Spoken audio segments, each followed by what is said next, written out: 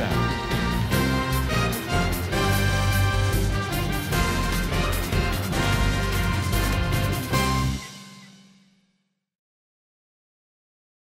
నమస్కారం web channel న్యూస్కి స్వాగతం. నా పేరు బంగారు అప్పారావు. పాత గ్రంథాలయ స్థలాన్ని కాజేస్తున్న రాష్ట్ర మంత్రివర్గని రాష్ట్ర ప్రభుత్వం వెంటనే విరమింపజేయాలని లోక్సత్తా పార్టీ రాష్ట్ర కార్యవర్గ సభ్యులు ఎంఎస్ఆర్ మూర్తి డిమాండ్ చేశారు. గ్రంథాలయ సంస్థను కూల్చివేసి తమ సొంత ప్రయోజనాల కోసం తక్కువ రేటుకే ప్రభుత్వ స్థలాన్ని కాజేయడం అన్యాయమని, వెంటనే లైబ్రరీని పునరుద్ధరించాలని కోరారు.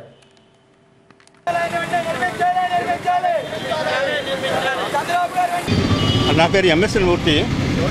నేను లోక్సత్తా పార్టీ ఆంధ్రప్రదేశ్ స్టీరింగ్ కమిటీకి మెంబర్ని, అలాగే విశాఖ జిల్లాకు కూడా ప్రతినిధిని. ఈఓటీ పద్ధతి మీద కత్యూషా షిప్పింగ్ కంపెనీకి, దాంట్లో గంటా శ్రీనివాసరావు గారు ముఖ్య పార్ట్నరు, ఆయన కింద ఉండేది.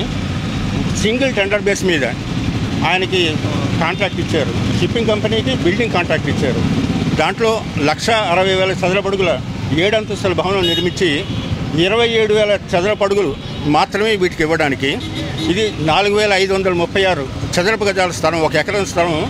ఇది ₹1,00,00,000 విలువ చేసే, 100 కోట్ల విలువ చేసే జాగా అన్నమాట.